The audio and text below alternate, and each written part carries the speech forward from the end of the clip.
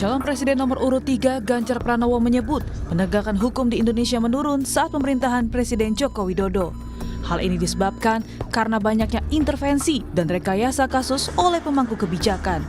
Dari skala 1 sampai 10, Ganjar pun memberi nilai 5 sebagai imbas putusan MK soal usia Capres-Cawapres. Rekayasa dan intervensi yang membuat kemudian independensi menjadi hilang. Dari yang imparsial menjadi parsial, dan kemudian itu ya kita kuliah, kita sekolah, di UNM juga ada orang yang belajar, pasti banyak orang membaca.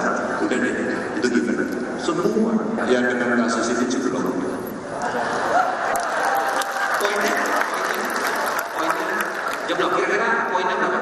1 sampai 10. 5. Senada dengan hal yang Ganjar sampaikan, Wakil Presiden ke-10 dan 12 Yusuf Kala menyatakan bahwa penegakan hukum mulai menurun. Hal ini sangat penting untuk menentukan bangsa ke depannya. Soal hukum ini ya seperti katakan, kalau di Makassar saya baca Pak Ganjar mengatakan 5 gitu kan. Ya saya kira Anda juga mungkin sependapat itu, terutama karena soal terakhir ini kan. Ini yang menentukan bangsa ke depan. Dan sangat penting sekali. Ya, sekali lagi kita ingin menjaga bangsa negara ini aman ke depan mencapai tahun 45 seperti diinginkan Pak Jokowi. Tapi syaratnya ialah berlaku adil, berlaku netral. Begitu tidak maka bangsa ini akan mengalami masalah. Sementara Sekretaris Tim Kampanye Nasional TKN Prabowo Gibran Nusron Wahid buka suara soal nilai penegakan hukum di era Jokowi yang disebut menurun. Nusron merespon, Ganjar seharusnya bertanya kepada pasangannya Mahfud MD, karena Mahfud MD merupakan Menko Polhukam saat ini yang lebih bertanggung jawab soal hal tersebut, meskipun Presiden Jokowi memegang kendali selaku kepala pemerintahan. Baiknya Mas Ganjar, tolong menanyakan itu kepada Pak Mahfud MD. Walaupun presidennya Pak Jokowi itu. Ya tanyakan sama Pak Mahfud MD dong. Sementara soal penegakan hukum, Capres nomor urut 1 Anies Baswedan berharap tidak ada lagi kriminalisasi terhadap lawan politik. Menurut Anies, hukum tidak dipakai untuk kepentingan politik.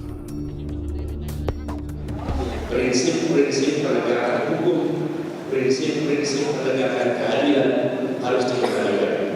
Kami melihat pentingnya untuk bisa mengembalikan kewibawaan pengadilan, mengembalikan kewibawaan aparat penegak hukum, dan tidak lagi ada kriminalisasi pada siapapun juga lawan politik, bahkan pribadi-pribadi tak bersalah, termasuk ulama, termasuk oposisi.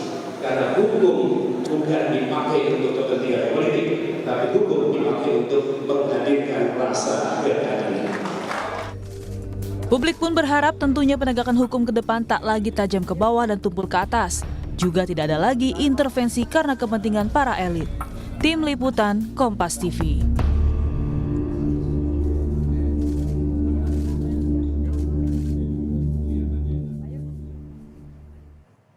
Saudara, calon Presiden Ganjar Pranowo memberikan nilai 5 soal penegakan hukum di Indonesia, khususnya di era Presiden Joko Widodo. Lalu sebenarnya bagaimana hukum di Indonesia saat ini, terlebih pasca putusan MK soal batas usia Capres-Cawapres? Kita hadirkan perbincangannya di pagi hari ini bersama dengan sejumlah narasumber. Sudah ada politisi PDI Perjuangan melalui sambungan Zoom. Ada Bang Andreas Hugo Parera, selamat pagi. Apa kabar? Selamat pagi, Adisti. Kabar baik, salam sehat. Iya, dan juga masih melalui sambungan Zoom ada Ketua Bapilpres Projo, Bung Panel Barus. Selamat pagi, Bung Panel. Selamat pagi, Adisti. Assalamualaikum warahmatullahi wabarakatuh. Dan juga di studio sudah hadir bersama kita ada pakar komunikasi politik dari Universitas Nasional, Profesor Lely Ariane. Selamat pagi, assalamualaikum. Prof. Waalaikumsalam Adisti, ya. Bang Andreas, Bang Panel. Kita ketemu lagi ya semuanya ya. Iya, ini kita masih membahas bagaimana kemudian calon presiden nomor urut 3. Ini jagoannya dari Bang Andreas Hugo Parera memberikan raport merah ini. nilainya katanya jeblok terhadap penegakan hukum di era Presiden Joko Widodo. Kenapa kemudian diberikan nilai 5? Ini kalau ibarat apa ya, mahasiswa ini nggak lulus kalau kata Prof. Lely. Nilainya D. Bung Andreas. Iya, itu kalau nilai ini D minus itu.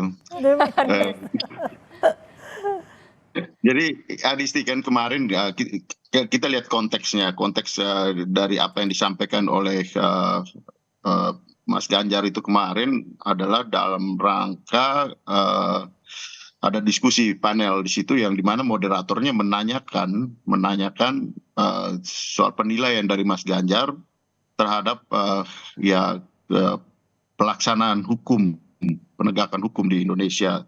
Dan saya kira poin yang disampaikan oleh Mas Ganjar sangat tepat gitu, dalam arti beliau melihat kasus-kasus yang terjadi terutama akhir-akhir ini berkaitan dengan peristiwa yang terjadi di Mahkamah Konstitusi, kemudian juga peristiwa-peristiwa sebelumnya. Cuma yang paling jelas dan yang paling transparan di situ adalah peristiwa di Mahkamah Konstitusi, dan ini akan mempunyai implikasi yang panjang gitu, dalam arti bahwa ini kan lembaga negara yang merupakan the guardian of constitution, penjaga konstitusi, dan itu sangat strategis gitu. Oleh karena itu peristiwa itu menjadi salah satu entry point untuk beliau menyampaikan bahwa dengan nilai raport 5 itu adalah hal yang sangat wajar gitu, dan untuk mengingatkan ke kita semua bangsa ini bahwa berkaitan dengan konstitusi kita tidak boleh main-main. Poin yang disampaikan oleh Mas Ganjar juga di situ adalah berkaitan dengan intervensi, dan intervensi ini tentu mempunyai kaitan kemana-mana, intervensi kekuasaan tentunya, dan kekuasaan itu tentu berkaitan dengan orang yang paling menentukan di dalam struktur kekuasaan itu. Dan di sini saya kira kita lihat bagaimana struktur kekuasaan dan hubungan-hubungan yang mempunyai keterkaitan dengan antara kekuasaan dan struktur itu yang kemudian kita lihat sebagai nepotisme yang ada di dalam sistem hukum kita dan sistem politik kita gitu. Dan apa yang disampaikan oleh Mas Ganjar itu adalah refleksi dari apa yang dilihat dan apa yang juga masyarakat lihat, apa yang juga masyarakat alami. Dan itu juga tadi dipertegas lagi oleh Pak JK, juga Pak Anies menyampaikan itu. Saya kira ini adalah peringatan buat kita semua. Kalau kita ingin negara ini menjadi negara yang maju, mencapai Indonesia emas di 2045. Basis dari sistem hukum ini harus menjadi suatu tatanan yang adil buat masyarakat. Nah, itu kata kuncinya gitu. Tapi kan kita tahu kemudian Pak Presiden Joko Widodo ini masih dalam kategori rumahnya masih merah begini ya. Kenapa kemudian Pak Ganjar ada yang mengatakan ini sebagai serangan begitu, apalagi tadi dikritik terus gitu ya, partai mengkritik terus. Nah, apalagi kemudian ini dibalas oleh Pak Nusron Wahid, coba tanyakan saja sama Pak Mahfud yang bagian dari pemerintahan. Kita tahu Pak Mahfud ini sebagai calon wakil presiden dari Pak Ganjar. Ini bukan soal hanya pemerintahan, tapi ini soal negara, Adisti. Soal negara itu adalah soal kita semua gitu. Bahwa kita ada di dalam pemerintahan bersama, tetapi tidak berarti bahwa kita membiarkan hal yang berkaitan dengan kenegaraan ini. Lembaga MK itu kan lembaga negara, bukan lembaga pemerintah gitu. Justru di situ poinnya gitu. Kalau pemerintah mengintervensi di situ, nah itulah yang menjadi poin kritik dari Mas Ganjar gitu. Karena negara itu adalah kita semua, rakyat, pemerintah, bangsa dan negara ini adalah negara gitu. Nah, disitulah saya kira hal yang menjadi titik lemah daripada persoalan penegakan hukum. Dan kalau Mas Ganjar menyampaikan itu poin dengan nilai 5, adalah untuk menjadi bahan refleksi untuk kita bersama. Oke. Kita mendukung pemerintahan Pak Jokowi ini ya untuk menjaga netralitas supaya tidak intervensi di dalam persoalan-persoalan hukum dan persoalan-persoalan termasuk juga persoalan-persoalan yang berkaitan dengan pelaksanaan pileg maupun pilpres ke depan gitu. Oke. Karena itu akan menentukan perjalanan bangsa ini ke depan, bagaimana kita membangun demokrasi ini. Oke. Jadi kita sangkap ini merupakan refleksi kita bersama, apalagi kemudian Pak Jokowi menginginkan Indonesia emas di 2045. Bung Panel, Persis. Anda melihatnya seperti apa ini pernyataan dari calon Presiden Ganjar Pranowo? Tak main-main kemudian Presiden Joko Widodo diberikan raport merah jeblok angkanya 5 untuk menegakkan hukum. Ya, saya pikir kalau ini bicara tentang penegakan hukum dan kemudian dikaitkan dengan apa yang terjadi di MK, saya pikir ini logika yang agak salah. Ya. Salahnya di mana, Bung Panel? Ya karena soal MK ini kan soal tafsir konstitusi oleh MK atas gugatan yang sah dari masyarakat. Nah, sementara kalau diksinya kemudian penegakan hukum ini lain lagi menurut saya. Jadi saya ngelihatnya ini Pak Ganjar secara logika agak aneh gitu ya. Anehnya? Ya karena ini ini framing tentang penegakan hukum nilainya buruk. Karena soal MK ini soal tafsir konstitusi oleh MK atas gugatan yang sah dari masyarakat gitu loh. Dan yang kedua, apa yang disampaikan Mas Ganjar ini juga menempeleng menteri-menteri yang lead di bidang itu.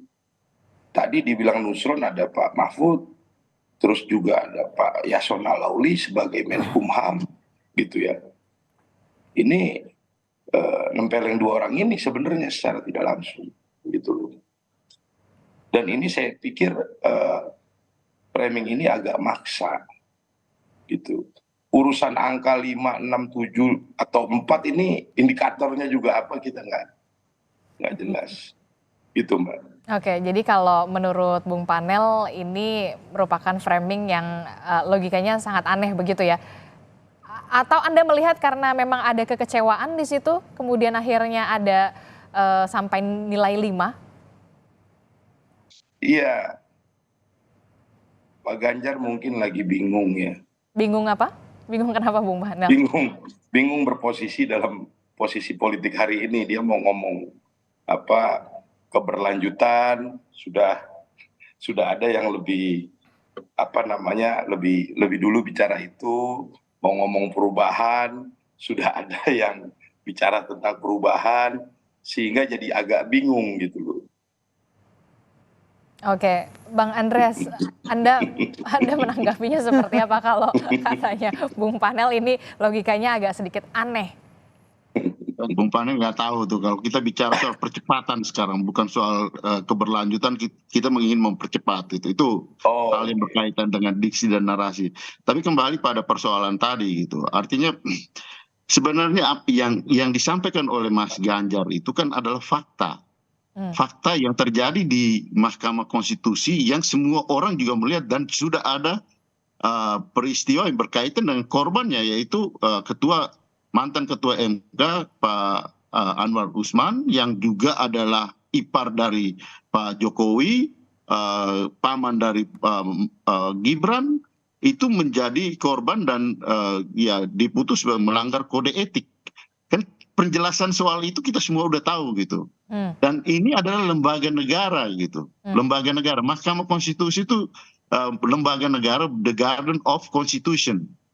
Pak Mahfud sendiri memberikan penjelasan yang sangat clear berkaitan dengan proses yang terjadi di Mahkamah Konstitusi. Dia menjelaskan bagaimana proses hukum yang seharusnya terjadi di sana gitu. Dan keputusan Mahkamah Kehormatan MK itu sudah memberikan keputusan dan semua orang lihat gitu. Nah, itu yang menjadi dasar penilaian dan argumentasi untuk memberikan penilaian ini gitu. Yang kita harapkan adalah jangan sampai ini terjadi dan berlangsung ke depan. Kenapa? Karena ini menjadi catatan yang sangat buruk. Bukan hanya kita yang melihat ini, tapi dunia pun memperhatikan ini gitu. Dan Pak Jokowi sendiri inginkan supaya ya tidak ada intervensi. Justru kata-kata kunci intervensi ini juga disampaikan oleh Pak Jimli sebagai ketua MK ketika membuat keputusan bahwa ada intervensi yang terjadi di situ. Ya ini kan intervensi kekuasaan ini akan menyebabkan ya persoalan penegakan hukum menjadi ya ada yang bilang tajam ke atas tajam ke bawah tumpul ke atas, kriminalisasi. Ini akibatnya akan banyak gitu. Kenapa? Penggunaan kekuasaan untuk mengobrak-abrik ya baik itu pemerintahan maupun lembaga negara. Jadi ini bukan hanya persoalan bagaimana siapa yang ada di pemerintahan, tapi bagaimana kita sama-sama menjaga lembaga negara, menjaga konstitusi. Dan itu yang tidak terjadi gitu. Itu yang tidak terjadi akibat apa? Ya KKN tadi. Ada unsur nepotisme yang terjadi di situ yang menyebabkan terjadinya intervensi ini. Dan seorang penegak hukum yang apalagi ada di lembaga setinggi Mahkamah Konstitusi itu seharusnya tidak bebas dari KKN tadi gitu. Nah ini yang tidak terjadi gitu sehingga menjadi dasar penilaian Mas Ganjar tadi gitu. Oke, saya ke Prof Lely dulu ya, Bung Andreas dan juga Bung Panel. Ini kalau kita melihat dari komunikasi politik, ini maksudnya seperti apa dari Pak Ganjar ini memberikan raport merah bahkan nilainya 5, jeblok sekali dalam penegakan hukum. Tadi Adisti bilang kalau mahasiswa ini nggak lulus lagi. Kata Bang Andreas, min ya, D-min gitu ya. Memang ada yang yudisiumnya sangat memuaskan cum laude, tapi juga ada yang yudisiumnya di masa akhir kuliahnya itu sangat memuakkan gitu loh. Dan itu nilai ya, tergantung nilai. Tapi saya mencoba memberikan argumentasi yang cukup adil bagi keduanya.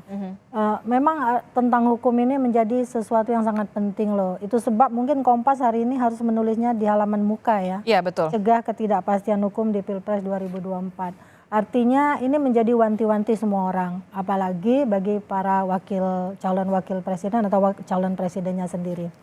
Jadi begini Azdisti, kalau sebenarnya yang dimaksudkan oleh Mas Ganjar itu adalah presiden ya sebagai pemerintah gitu kan, sebenarnya ini kan adalah tanggung jawab renteng bagi semua menteri-menterinya yang terkait di bidang hukum, kepolisian, kejaksaan, kecuali MK ya, kecuali MA ya, MA itu kan masuk ranah yudikatif ya dan di bawahnya ya.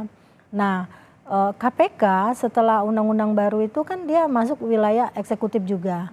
Artinya ini banyak persoalan yang mungkin juga dilihat oleh banyak kalangan, bukan hanya akademisi, bukan hanya calon presiden yang sekarang masih diperdebatkan di ranah hukum. Nah ini juga yang menjadi concernnya.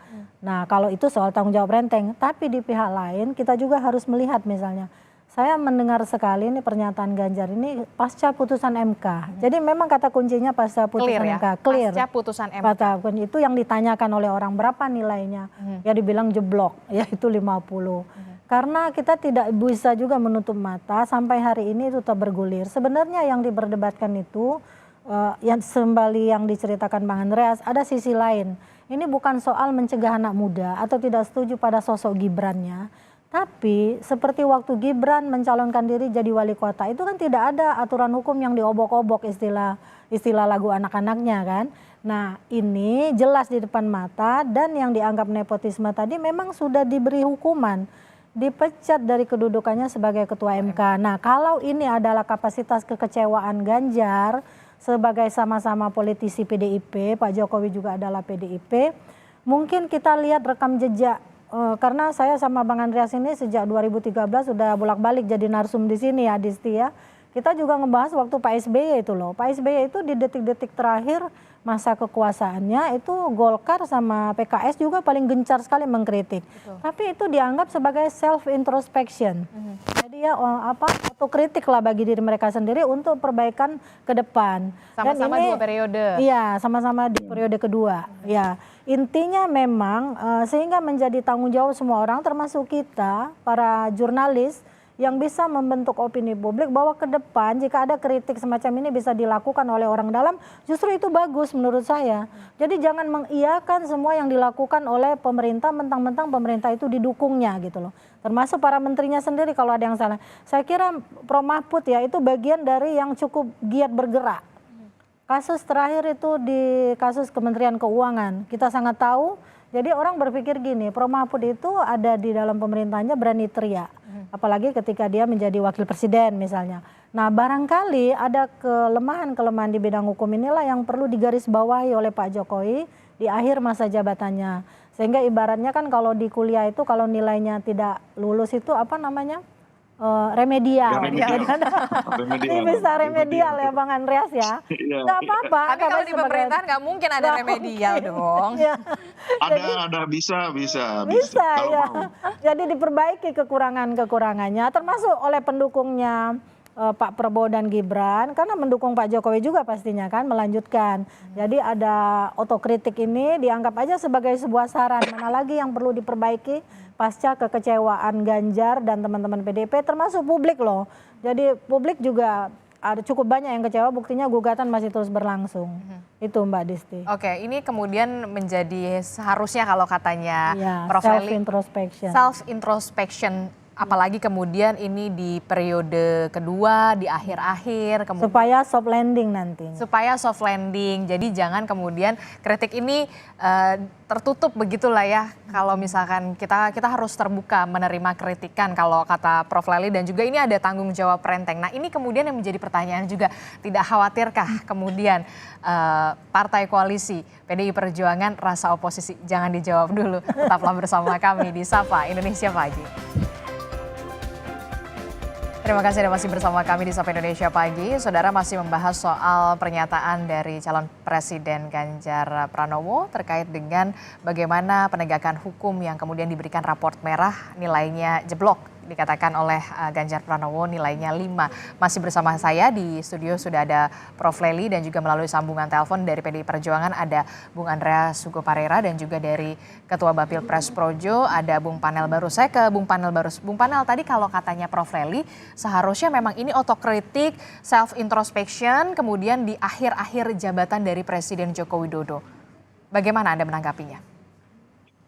Ya saya pikir agak rumit ya kalau yang kemudian memberikan penilaian juga nilainya nggak bagus-bagus amat sebenarnya dalam track record memimpin di Jawa Tengah gitu ya. Bagaimana persoalan penegakan hukum dan keadilan terhadap masyarakat di Kendeng, ya, di Wadas, di ibu kota Jawa Tengah sendiri Semarang yang selalu banjir. 2 periode ini nggak selesai-selesai. Terus kasus pemerkosaan di mana-mana di Jawa Tengah. Bahkan korbannya dipaksa mengundurkan diri dari sekolah. Ini juga persoalan sosial yang serius. Yang ada di rumah Pak Ganjar. Di tempat dia memimpin. Tambah lagi Jateng juga tercatat sebagai provinsi termiskin di Pulau Jawa kedua. Ya dengan tingkat pengangguran 10,98% ini gimana itu. Jadi itu juga kritik ya, itu juga angka-angka yang tidak bagus gitu. Jadi maksud Anda kalau ketika mengkritik sadar dulu Anda sudah benar atau belum begitu maksud Anda? Ya itu Adisti yang ngomong lah. Tapi kan Presiden Joko Widodo harusnya terbuka dengan tangan terbuka menerima kritikan semacam seperti ini. Iya nggak apa-apa, namanya orang lagi usaha. Oke, namanya orang lagi usaha, Prof. Lely. Iya kan tadi kita udah contohkan waktu periode kedua zamannya Pak SBY kan yang paling kenceng itu Golkar sama PKS. Bahkan menyangkut bukan hanya soal hukum tapi kebijakan. Mereka yang menolak mentah-mentah kan gitu. Ya anggap aja itu bagian dari kritik orang-orang yang berada dalam lingkaran atau siklus yang sama. Betul. Nah sehingga ini menjadi bahan untuk mencoba mana nih yang harus kita rancang untuk di samping menggolkan Pak Prabowo dan Gibran tapi di akhir masa jabatannya Pak Jokowi soft landing saya bilang tadi atau nice landed gitu kan. Nah dinamika semacam inilah yang juga harus dibaca. Mungkin benar ya Pak Ganjar dengan segala persoalan hukum yang tidak bisa dia tangani atau belum selesai dia tangani di akhir masa jabatannya di Jawa Tengah. Itu juga menjadi kritik dia bagaimana dia menjawab nanti ke depan ya. Kan akan ada debat di antara mereka semua yang mungkin itu menjadi senjata masing-masing. Tapi saya kira semuanya akan sudah mempersiapkan itu ya, termasuk Prof Mahfud yang ada di dalamnya. Nah dinamika semacam ini sekali lagi biarlah dua-duanya punya argumentasi masing-masing. Yang pertama tadi kan saya beri tempat dua-duanya nih Mbak Disti, satunya ya udah tanggung jawab renteng. Tapi bagian dari yang tanggung renteng tadi Pak Mahfud sudah memperlihatkan sebenarnya yang saya bilang tadi di kasus Kementerian Keuangan. Mungkin banyak lagi yang bisa Pak Prof Mahfud buka nih sebenarnya. Tapi agak riskan barangkali karena beliau Yang putusan menjadi MK ini juga kemudian Prof Mahfud juga berbunyi kan? Ya. Jadi bukan hanya Prof Mahfud, tadi Pak JK juga berbunyi. Nah, artinya kan tokoh-tokoh bangsa yang pernah terlibat ada termasuk Pak JK. Pak JK kan pernah menjadi wakil presidennya Pak Jokowi, tapi ngomong juga hari ini. Mungkin kemarin berarti pada saat bertemu dengan Ganjar. Pak Ganjar juga mengatakan sependapat. Sependapat. Nah, artinya memang ada soal. Nah ada soal yang harus dijawab, ketika ada soal harus dijawab supaya nilainya nggak jadi jeblok, nggak 5 lagi. Mungkin sebelum ada putusan MK nilainya di mata Pak Ganjar dan Bang Andreas nih 8 ya, 7 atau 8 lah gitu. Sekarang turun karena ada putusan MK.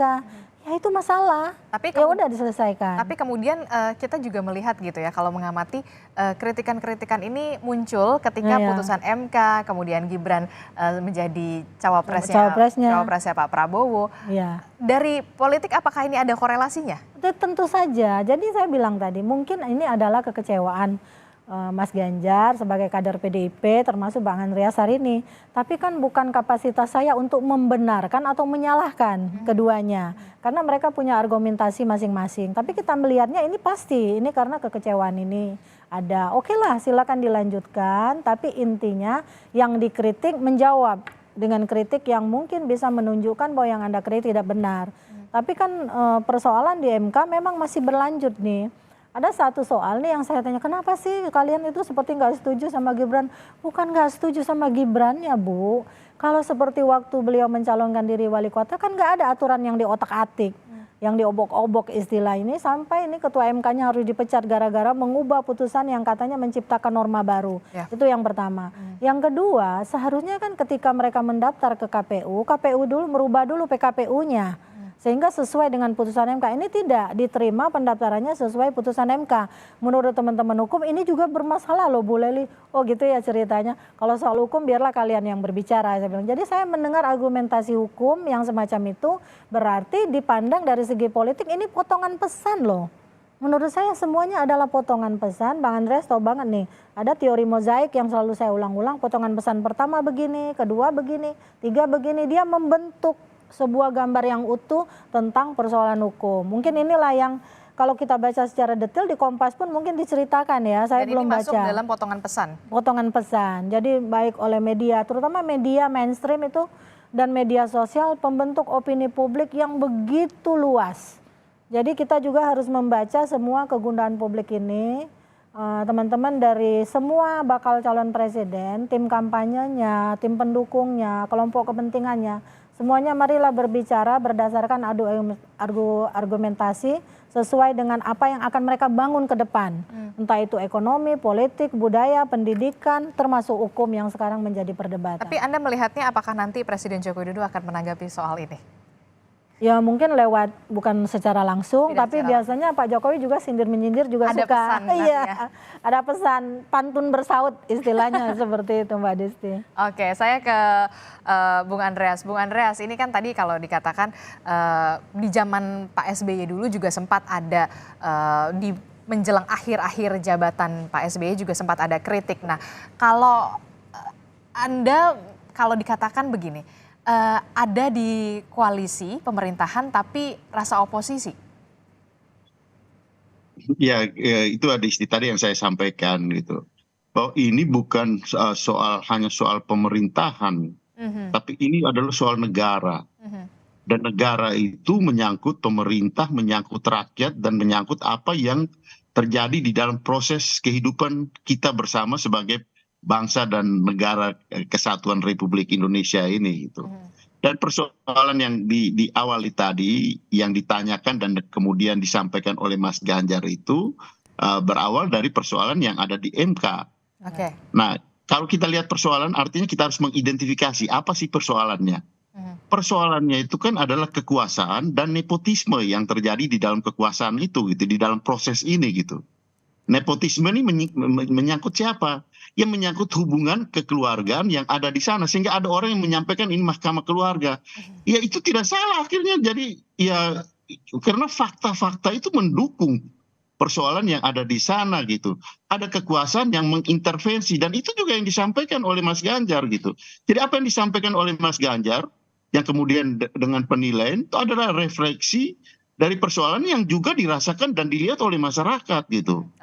Nah, jadi kalau mau menyangkal dari sini, sebenarnya kita mengingkari apa yang sebenarnya terjadi. Ini kasus, tapi ini jangan sampai, makanya disampaikan itu supaya ini jangan menjadi menjadi suatu fenomena yang berkelanjutan. Kenapa? Karena ada juga indikasi-indikasi yang memanfaatkan aparatur negara. Dan itu dialami sendiri oleh beliau, oleh Mas Ganjarnya.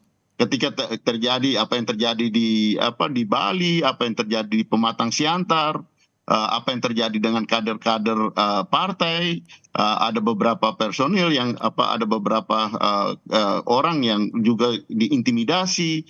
Nah, ini kan kasus-kasus yang akan menjadi bumerang, yang akan menjadi mengganggu proses demokrasi yang sedang berjalan melalui pemilihan yang kita harapkan ya langsung, umum, bebas, rahasia, jujur dan adil.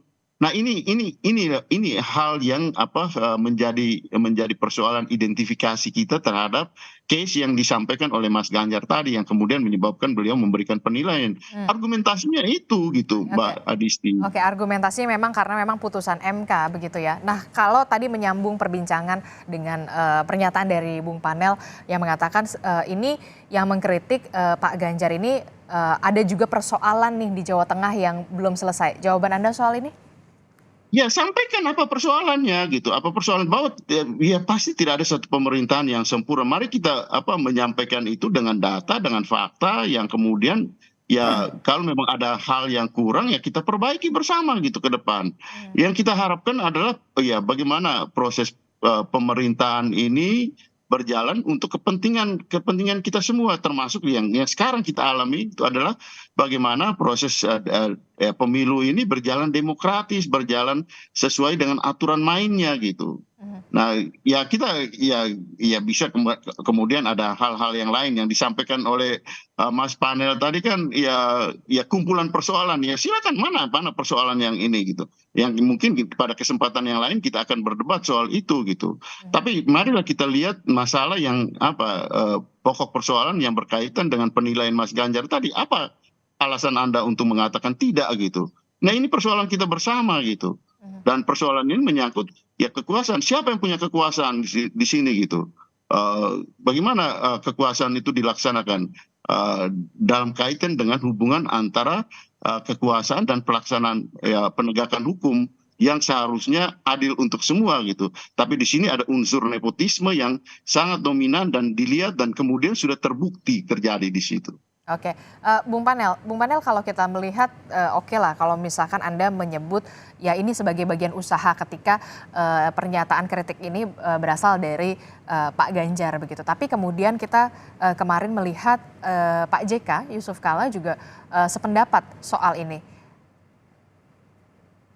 Ya, saya pikir nggak ada masalah ya. Setiap orang beropini, setiap orang mempunyai penilaian, tapi posisi saya tadi sudah saya sampaikan bahwa soal MK, soal putusan MK apapun itu soal tafsir konstitusi MK oleh atas gugatan yang sah dari masyarakat gitu. Kalau bicara penegakan hukum, kita bicara hal lain yang lebih luas. Tadi Bu Leli juga sudah menyampaikan gitu ya. Gitu. Nah, sayangnya apa yang disampaikan Pak Ganjar tentang nilai minus tadi terkait penegakan hukum di era Pak Jokowi, ini juga mantul ke kolega-kolega beliau, ada Menkumham, ada Pak Mahfud MD, terus juga mantul ke dirinya sendiri, karena ada proses penegakan keadilan dan kepastian hukum juga di Jawa Tengah yang nilainya nggak bagus-bagus amat. Nah kalau kemudian beliau hari ini bicara seperti itu, ya komentar saya tadi, namanya juga orang lagi usaha, gitu loh. Oke, tapi usahanya usaha apa maksudnya? Ya usaha lah dalam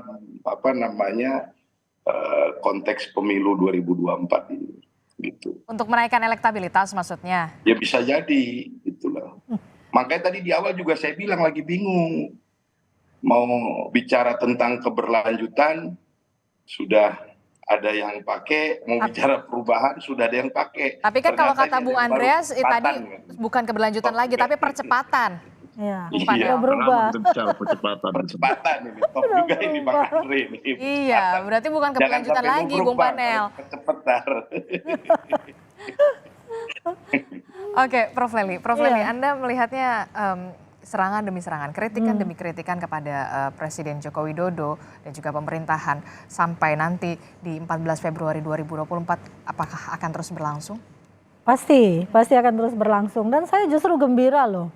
Jadi ini menunjukkan wajah demokrasi yang sebenarnya. Jadi jangan orang ketika dia berada dalam kekuasaan yang sama itu diem. Itu kita harus udah merubah pola itu. Waktu zaman Orde Baru kan semua pendukung pemerintah itu seperti kor paduan suara. Anda setuju, sama banget kalimatnya kan. Seirama ya? Seirama, senada.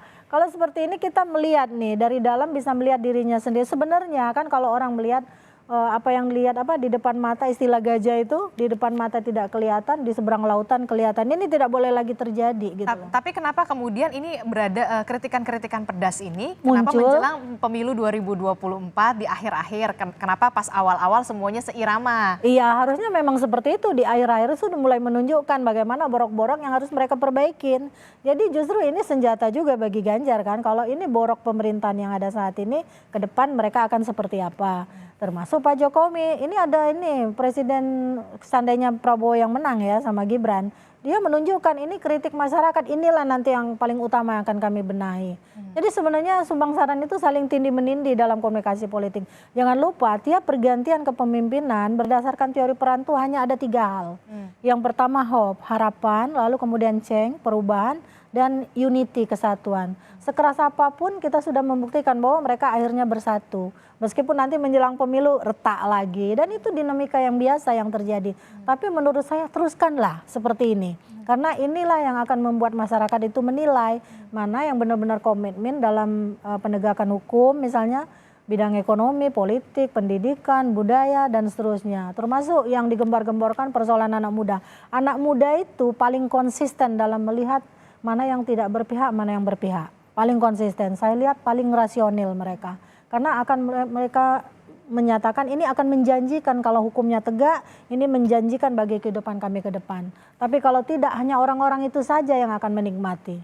Dan saya udah bicara karena saya cukup mengajar di banyak kelas ya, di banyak kampus juga. Tapi tidak sedikit. Khawatirkah kemudian ini bisa merusak konflik? Enggak juga, karena konflik yang kemarin kan lebih parah daripada ini. Ini sudah masuk sebenarnya pada tataran ide loh.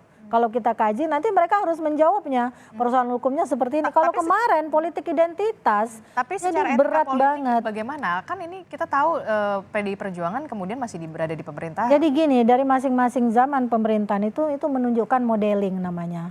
Itu teori peniruan itu terjadi. Makanya saya bilang supaya kita tidak lupa, kita buka nih 2014 seperti apa dan sekarang di akhir masa jabatan Pak Jokowi. Tapi meskipun orang membayangkan nih, seandainya kemarin Pak Jokowi dukungannya sama dengan PDIP, mungkin ini tidak akan terjadi misalnya. Ya nggak masalah juga, masalahnya ini sekarang tadi udah firm ya, ini berdasarkan putusan MK. Jadi putusan MK meskipun tidak ada masalah, yang masalah adalah ketika Mas Ganjar mengatakan mungkin Jokowi sebagai pemerintah, karena beliau juga ada di dalamnya katanya. harusnya tanggung jawab tanggung renteng saya bilang. Ya itu tadi kepolisian, kejaksaan, termasuk KPK dan sebagainya. Oke, dan tentu saja kritik ini adalah mungkin menjadi bagian supaya kita menjadi introspeksi. Tidak hanya kemudian pemerintah itu satu, tapi juga kemudian jangan merasa benar. Gua nggak salah kok. Udah cuekin aja, kritik itu nggak bisa juga seperti itu, Disti. Gitu. Jadi kritikan itu memang terus ada dan memang harus ada. Kemudian supaya kita bahan refleksi juga, supaya pemerintah kemudian bisa apalagi ini di akhir-akhir jabatan dari Presiden Joko Widodo yang 2 periode. Terima kasih Prof. Lely telah bergabung bersama kami dan juga perspektifnya. Sudah ada juga Bung Andreas Hugo Parera, terima kasih. Dan juga Bung Panel Barus, terima kasih. Baik, terima kasih. Assalamualaikum, selamat pagi semuanya.